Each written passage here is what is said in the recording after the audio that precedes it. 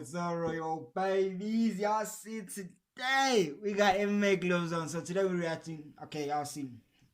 It's an MMA video. You know what I mean? I don't know why I fucked up. Hey, what's up, Royal babies? The Boss King baby back here with another video. And y'all see today, bro. Today we got MMA video. Today we got 10 great fighters with noticeably with a noticeably bad MMA record. You know what I mean? This is a classic case of not everyone is born great. Not everyone is born great or born to be, you know what I mean? Like Khabib or someone like that, or Israel Adesanya. You know what I mean? Sometimes, bro, you gotta go through hard work and persistence. But remember something: hard work beats talent when talent doesn't work hard. You heard me? So, bro, if you're not talented in it, if you're not talented in singing, not talented in rugby, soccer, I'm not talented in, I wouldn't say any sport, but I'm very quick at getting like a sport. If I practice a little while, I'm very quick at like becoming good enough to the point where I'm good enough. You know what I mean? But anyways, let's just get into the video, bro. That was a little bit of motivation for you. But hey, remember something, you just work hard. If you love any sports, you don't have to know it that much. You don't have to be talented in it. You just go in hard, my nigga. You gonna make it. I promise you. I promise you with that. But anyways, let's just get into the video. Before we get into it, make sure you hit the subscribe button. Join the Royal babies, because I am Royal, you are Royal. I bet you're wondering why am I wearing MMA gloves. I just enjoy wearing these, bro, when I react to MMA. You know what I mean? I just feel like I'm there, bro. And I've never been in training. Like, I just shadow box here at home and shit like that. I've never been in a dojo. I've trained like boxing for like a week or two. And yeah, that's it. You know what I mean? Hey, that's it. But that's a whole nother story for another. I actually told the story in another video, but hey, let's get into the video. By any reasonable measure, mixed martial arts is among the most challenging sports in the world. Hey. Despite the hardships associated with being a fighter, there are a handful of athletes who have gone on to achieve massive success. Still, hey, who that nigga? Tyrone Tyson, but Woodley, bro. He got cut off the UFC, bro. Like, hey, that's sad for him, you know what I mean? But there's a lot of MMA competitors who have reached the sport's pinnacle in terms companies. of notoriety are like far. one championship. I've been looking at that shit. They crazy. To illustrate the previous point, we've decided to take a look at some of the biggest names in MMA, all of whom have 10 or more losses on their professional records. Damn. As always, if you guys enjoyed this video, that's a whole please stain. be sure to let me know by leaving a like and subscribing to our channel. That's now, a stain. without further ado, and ranked in no particular order, let's take a look at 10 great fighters with bad records. Number 10, Nate Diaz. Stockton, California's Nate Diaz has always been an outspoken fighter who wears his heart on his sleeve, a trait that made him a cult favorite during his early days in the UFC. Since making his professional debut in 2004, the Stockton native has defeated standouts like Jim Miller, Anthony Pettis, and Donald Cerrone. Of course, the former Ultimate Fighter would make the transition from cult hero to household name following his UFC 196 clash. Hey, I remember that shit. I remember this Conor one. McGregor. After surprising everyone but himself by defeating the Notorious One, Diaz became one of the sport's most recognized figures. Despite his box office appeal, the 35-year-old entered UFC 196 with a professional record of 18-10. Oh shit! Diaz has fought the best of the. Hold on. Look at how she looks at him, bro. Like, hey, bro. The 35-year-old entered UFC 196 with a professional record of 18-10. Oh, shit, I'm telling you, bro. That shit is dripping with, Diaz bro. has fought the best of the best in what has historically been one of the promotion's most challenging divisions. Hey. Furthermore, a near-perfect record wouldn't go nearly as well with the younger Diaz brothers' gritty persona. In truth, with his loyal following, Nate Diaz could lose his next 10 fights and would still probably be one of the UFC's most popular competitors. But hey, even Conor McGregor, he takes L's, you know, he's been taking L's recently, bro. But like, hey, we still love that nigga, you know what I mean? He can lose, I don't care. If he loses every match until he actually catches up to his winning streak, I'd still love that man, bro. Tito Ortiz. Tito Ortiz is the first fighter to introduce the art of trash talking to the UFC, which rightfully earned him the nickname the Huntington Beach Bad Boy. His Hey, brash nature and ability to sell a fight helped make the former college bro. wrestler one of the UFC's first big attractions. The UFC Hall of Famer is a former light heavyweight champion whose resume included victories over his longtime rivals Ken Shamrock and Chuck Liddell. Though, in fairness, his win over Liddell came several years later Oh. when both men were past their respective primes. Apart from that, Ortiz has also secured victories against veterans like Forrest Griffin, Vitor Belfort, and Ryan Bader. Though Ortiz was considered a pound-for-pound great during his prime, wins became I increasingly... need that shit, bro, for focus. I heard that shit is for focus. I need that shit, bro. Like, hey, I need to get my own equipment, but shit, I can't afford that shit. You know what I mean? Hey, need to find myself a little job. But hey, shit, nah, to come hey. by during his last several years with the UFC. From December of 2006 to July of 2012, Tito Ortiz went 1-7-1 inside the octagon, accounting for most of his 12 professional losses. After a brief retirement, the now 46-year-old has experienced a career resurgence outside of the UFC, having won 5 of his last 6 fights. Number 8. Randy Couture. Randy the Natural Couture is easily one of the most decorated fighters in UFC history. The former Olympic athlete is a 6-time UFC champion, having held both the light heavyweight and heavyweight titles at various points in his career. The talented grappler holds victories over several fellow legends, including Chuck Liddell, Tito Ortiz, and Vitor Belfort. Despite his notable wins, Couture also has his share of setbacks. Although, to be fair, the majority of his losses came against top-level competition.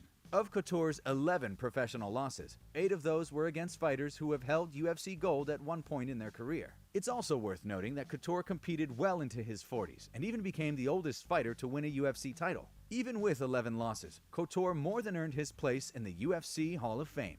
Hey. Number 7. Bro, like Khabib, shit, I'm taking that shit off. Khabib is gonna be actually fucking. It's like I'm stating the obvious. If I say Khabib's gonna be in the Hall of Fame, bro, I'm stating the fucking obvious, bro. BJ Penn. At the height of his career, the prodigy, BJ Penn was easily one of the pound-for-pound best. The proud Hawaiian used his well-rounded skill set to become just the second fighter in UFC history to capture a title in 2 separate divisions. Penn holds signature wins over Matt Hughes, Matt Serra, and Renzo Gracie. Moreover, his UFC 107 victory over Diego Sanchez was nothing short of an MMA masterpiece. Unsurprisingly, the double champ's resume earned him a spot in the UFC Hall of Fame in 2015. Sadly, the lightweight legend's career didn't end well. In fact, Penn's UFC tenure would end with him setting a record no fighter wants to hold, the record for most consecutive losses in the UFC. Wow. The former lightweight king would drop 7 bro. consecutive bouts, and most of which were fairly one-sided. Though his skills had clearly diminished, the prodigy continued to convince Dana White to give him one more chance to try and recapture the magic. Finally, after his infamous 2019 bar brawl, the UFC decided to part ways with the Hall of Famer. Penn would finish his run with the promotion sporting a professional record of 16, 14, and 2. Number 6. Dan Henderson. Dan Hendo Henderson is a former Pride champion who also competed for UFC gold on 3 separate occasions. The MMA icon defeated some of the best fighters in the game, including folks like Michael Bisping, Vitor Belfort, and Fedor Emelianenko. Of course, he is perhaps best remembered for his epic war with Mauricio Shogun Rua, which even earned a spot in the UFC Hall of Fame. In Henderson's case, Dana White fight before? Why is Dana White where does this passion come from for the UFC? His 32-15 record doesn't really tell the whole story. The Pride legend fought until he was 46 years old, an age where most fighters would have long since retired. And even in the latter portion of his career, he was in competitive fights with top-level competition. In fact, his last UFC bout was a middleweight rematch with title holder Michael Bisping. While Bisping would end up winning, an aged Henderson gave the champ one of the hardest fights of his career. Fighting past his prime may have had an adverse effect on his record, but it certainly didn't tarnish Dan Henderson's remarkable legacy. Number 5. Rampage Jackson. Quinton Rampage Jackson first made a name for himself has to be competing heavy. under the Pride banner in Japan. Jackson's signature howl and aggressive fighting style helped make him one of the biggest early stars in MMA. Of course, his heated feud with Vanderlei Silva, combined with wins over standouts like Chuck Liddell and Kevin Randleman, certainly added to his popularity as well. In the UFC, Rampage is best remembered as the man who ended Chuck Liddell's title reign and headlined several events. Jackson may have 14 losses on his resume, but he has also competed... I fucking need that crown for me, because, I'm a king, you know that? You see, bro, you see, bro. I got the royal babies with me, everyone's a king and a queen. So we need crowns in this 14 bitch, losses on bro. his Stop resume, playing. but he has also competed in 52 professional bouts against top-tier fighters from 1999 to his most recent fight in December of 2019. At 42 years of age, Jackson was recently released from Bellator after going 1-3 throughout his last 4 contests. As of now, it remains to be seen what the future holds for Rampage Jackson. Number 4. Mark Hunt. Known for his signature walk-off KOs, Mark Hunt has long been regarded as one of the best knockout artists in MMA. Over the course of his career, the Super Samoan has put away stars like Frank Mir, Roy Nelson, and Derek Lewis. On top of that, he also... Derek Lewis is my guy, bro. And I heard that we might get Derek Lewis versus Francis Ngannou. Bro, I don't know who to support in that shit. Bro, those are both my guys. I don't know, bro. Who you backing between Francis and Derek, bro? Tell me, bro. I don't know, bro. I'm thinking, shit. If I bet in them niggas, I'm losing money for sure. For sure. I don't know. Hey, but shit. Y'all tell me what y'all think. Roy Nelson, and Derek Lewis. On top of that, he also challenged Fabricio Verdum for the interim heavyweight title at UFC 180. Despite finishing several legends of the sport, Hunt holds the distinction of being the only fighter on this list with a negative record, which currently sits at 13-14. Although Hunt is an that's what I was saying, a negative record. Even if Conor McGregor loses until it gets to a negative record, I'm still fuck with him, bro. Shit, but this is sad. Fighter on the feet, he never really put much effort into developing his ground game, which would account for 7 of his 14 losses ending by submission. On top of that, Hunt has often found himself at a disadvantage in terms of height and there's that nigga in while his record may WWE. not be the most appealing, Hunt is undeniably one of the best fighters to compete in the UFC. Number 3. Frank Mir. Frank Mir holds the distinction of being the UFC's longest uninterrupted tenured fighter, having competed for the organization from 2001 to 2016. He also holds the heavyweight record for most finishes, with 13 to his credit. During his heyday, Frank Mir submitted former champions like Brock Lesnar, Tim Sylvia, and Antonio Brock Lesnar, that's his name, bro. I don't watch WWE, so fuck it. That said, his most impressive accomplishment was returning to the octagon after a life-threatening motorcycle accident and recapturing the heavyweight belt. Hey! Though Mir was an all-time great heavyweight in his prime, he has struggled to get his hand raised over much of the last decade. Damn. In fact, the submission specialist has lost 8 of his last 11 fights, bringing his professional record to 19-13. Now 41, Mir hasn't officially retired just yet and is currently a free agent. Number 2, Alistair Overeem.